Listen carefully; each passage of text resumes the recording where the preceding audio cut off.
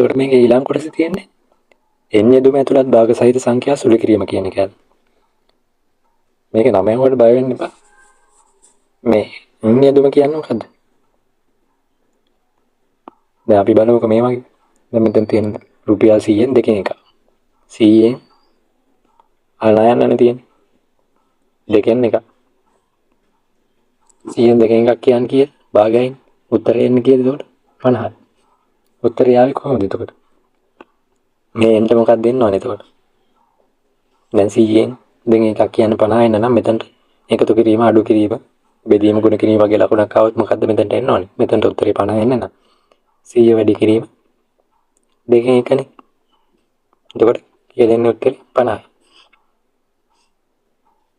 දැන් එතකොට n කියන්නේ මොකක්ද එතකොට?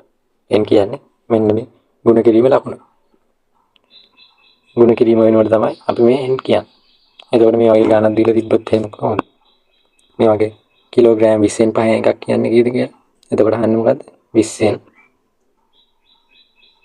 5න් එකක්. එතකොට n කියන්නේ මොකද්ද? ගුණ කිරීම.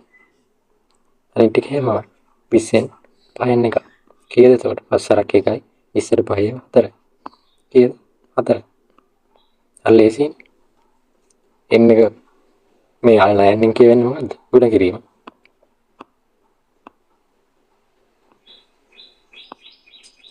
එතකොට මේ වගේ භාග සංඛ්‍යාවක් ගත්තොත් එහෙම 3න් 1කින් අල්ලයන් තියෙන දෙකෙන් එකක් කියන්නේ කීයද?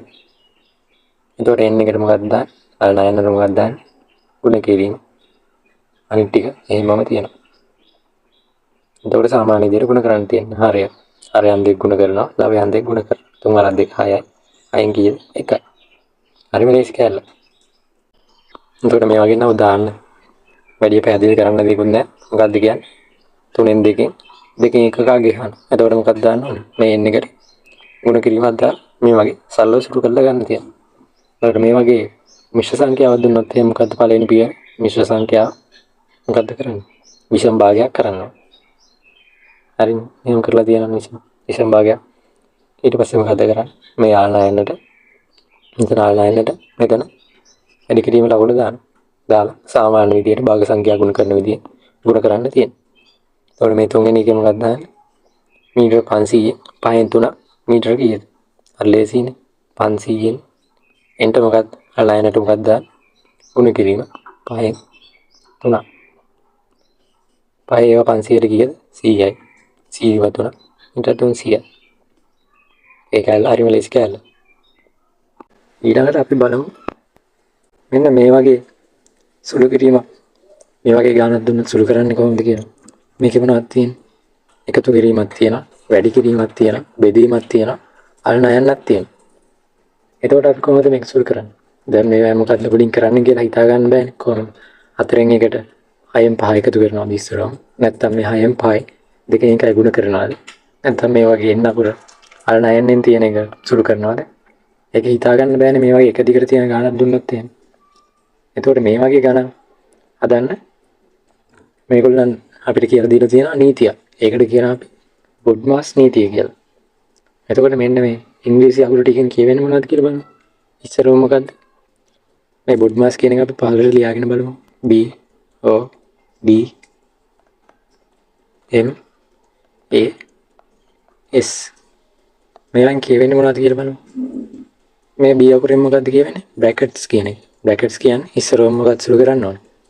මේවෙන් මේ පහළට ලියාගත්තාම මේ පිළිවෙලට තමයි මෙන්න මේ වගේ ගානක් දුන්නාම අපි සුළු කරගන්නවා. එතකොට පළවෙනි එකේ කියන B අකුරෙන් කියන්නේ බ්‍රැකට්ස්. ඉස්සරවම මේ වගේ ගානක් දුන්නොත් එහෙම ඒකේ වරහන් ඇතුලේ තියෙන ඒවා ටික සුළු කරගන්නවා.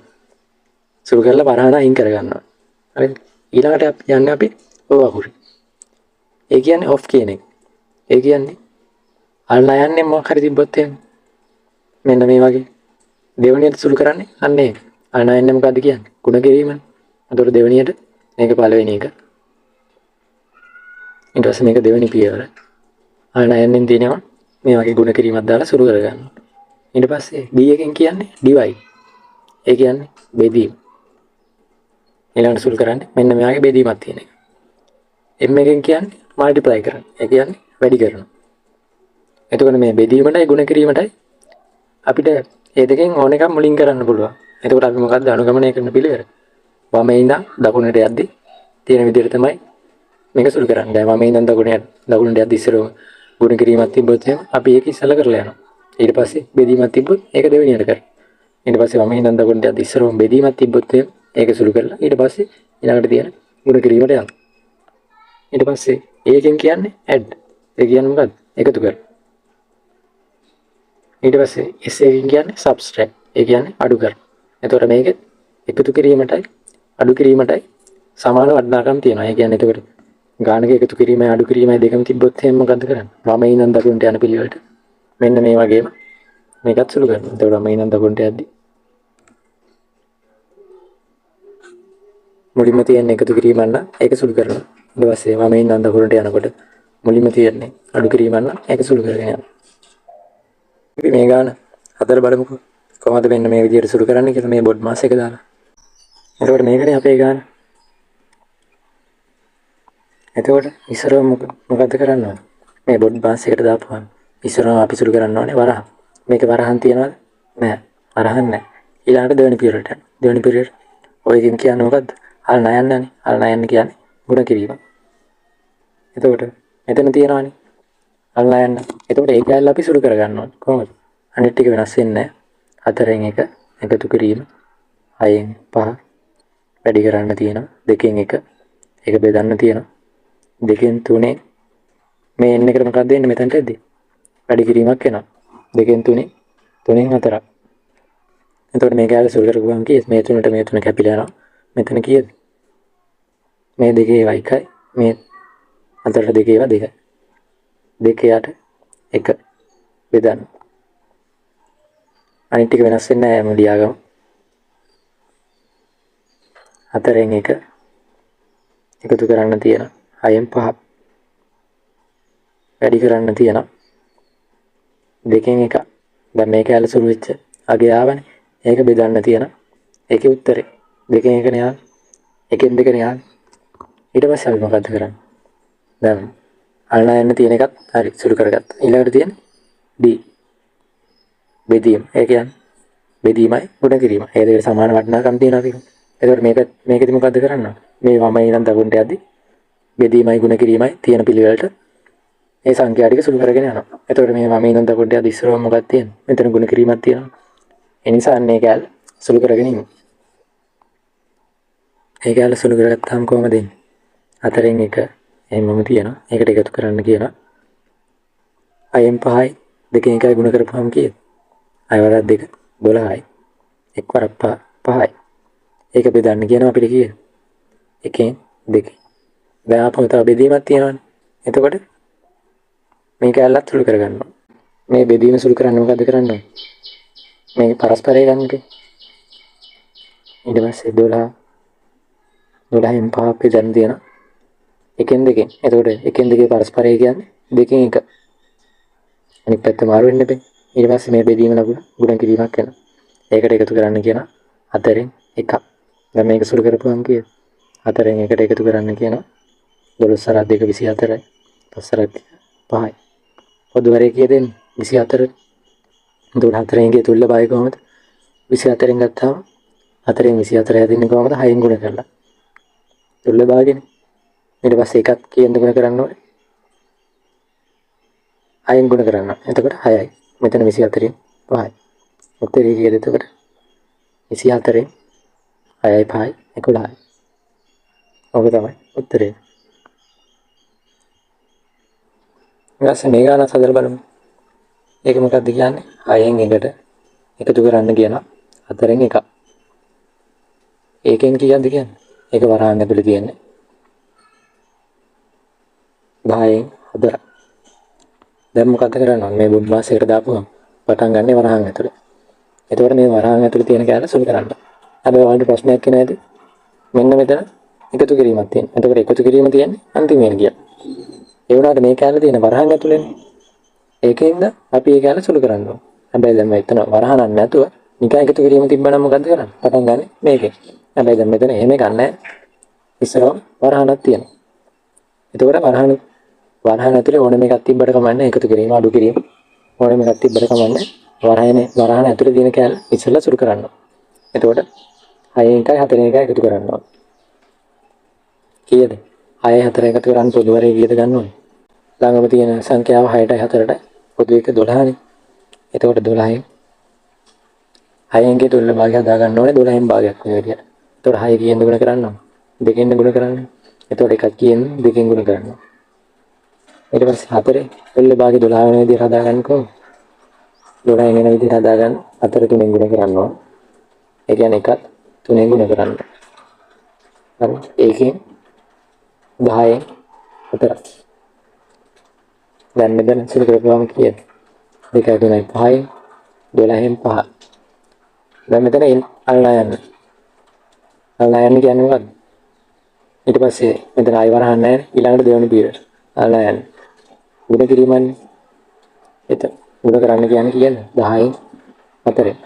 සුළු කරපුවාම කීයද? 5 1යි 10ට 5 2යි. මෙතන 4 1යි. මෙතන 4 2යි. එතකොට 3 වරක් 2 6යි.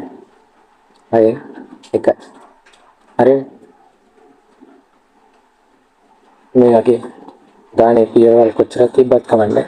මෙන්න මේ බුක් මාස් එකේ නීතියට අනුව උඩින් පල්ලෙහාට මේවා කියලා තියෙන විදිහට සුළු කරන්න. මොනවද ඉස්සරම වරහන් සුළු කරන්න ඕනේ. ඊට පස්සේ අල්ලා යන්න. ඒ කියන්නේ ගුණ කිරීම. ඊට පස්සේ බෙදීමයි ගුණ කිරීමයි.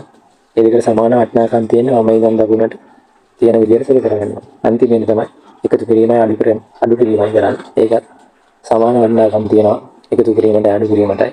ඒ කියන්නේ මුලින් එකතු කිරීම කරලා පස්සේ අඩු කිරීම කරන්න ඕනේ කියලා ගන්න නැහැ. ඒවා මේ ඉඳන් දකුණට යන විදිහට ගානේ තියෙන විදිහට සුළු කරගෙන යන්න. ඊට පස්සේ මෙන්න මේ වගේ ගණන් ගත්තොත් කොහොමද හදන්නේ? මේවා භාග සංඛ්‍යා තියෙන්නේ කොහොමද? මිශ්‍ර සංඛ්‍යා විදිහට. ඒවා මොකද කරන්නේ ඉස්සර විෂම භාග කරගන්න ඕනේ. ඊට පස්සේ මේ තියෙන විදිහට අර පොත් මාස් එකේ පිළිවෙලට සුළු කරගන්න. එතකොට මේ වරහන් ඇතුලේ තියෙන විශ්වරම සුළු කරගන්න. ඊට පස්සේ මේ ගැල්ල සුළු කරගන්න. ඔය වගේ තමයි මේවත් ඒ විදිහට හදන්නේ. විෂම භාග වලින් මිශ්‍ර සංඛ්‍යා වලින් තිබ්බා කියලා බය වෙන්න එපා. ඒවා මිශ්‍ර භාගයක් කරගෙන සාමාන්‍ය විදිහට සුළු කරගන්න. එතකොට මෙන්න මේ වගේ ගානක් බලමු. ටිකක් වෙනස් එකක්. පල්ලෙහා තියෙන මේවත් ඒ විදිහටම තමයි හදන්නේ. එකක් හදලා බලමු.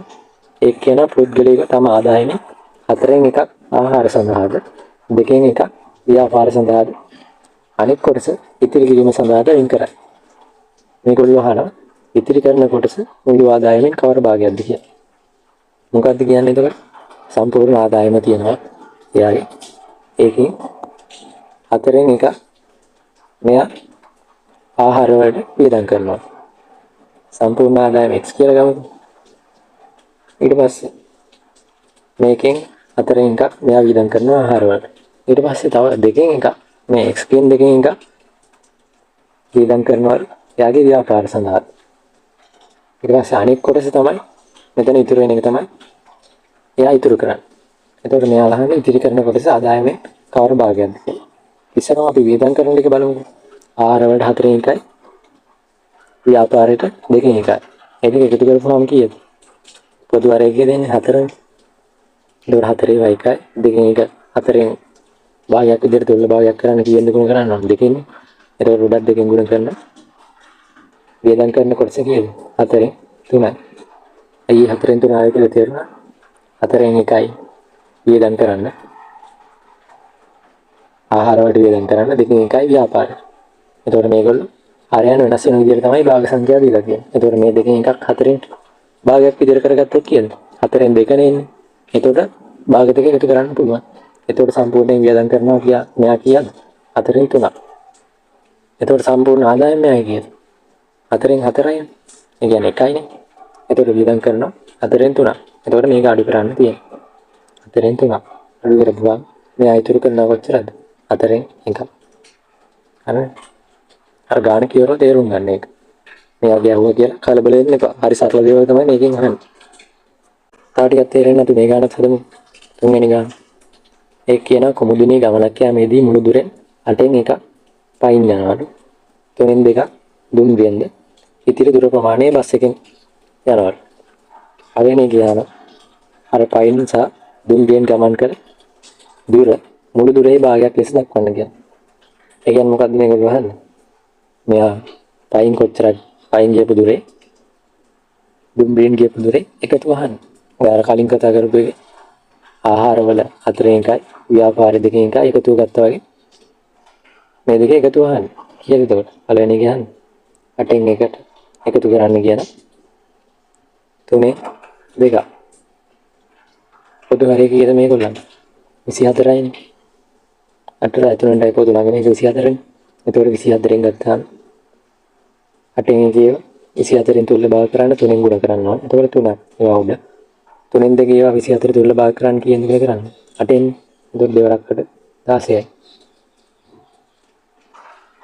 එතකොට උත්තරේ කියන්නේ 16 3යි 19යි 24. එතකොට මෙයා පයින්ුයි දුම්රියනුයි ගිය මුළු දුර කීයද? 24න් 19. මුළු දුර 24යි. ඒකෙන් 19ක් මෙයා ගිහිල්ලා තියා පයින්ුයි දුම්රියන. ඉතිරි ටික මෙයා මොකෙන්ද ගිහිල්ලා තියෙන්නේ? බස් එකෙන්. එතකොට මොකද්ද? සම්පූර්ණයෙන් 24න් 24යිනේ. මෙයා දුම්රියනුයි පයින්ුයි ගිහිල්ලා තියෙනවා කොච්චරද? 24න් 19. එතකොට ඉතුරු හොයන්න මේක අඩු කරන්න තියෙන්නේ. එතකොට 24 කීයද? 24න් 19න් ගියපුවා 5යි. එතකොට මෙයා බස් එකෙන් ගිහිල්ලා තියෙනවා 24න් 5. මුළු ගමනේ. හරි. එතකොට මේගොල්ලෝ මේ වගේ භාග සංඛ්‍යා දෙන්නේ හරය වෙනස් වෙන විදියට. හැබැයි එතකොට ඒවයි තුල්ල භාගය අරගෙන පොදු හරය සමාන කරලා ගන්නවා. අන්න නේද එතකොට.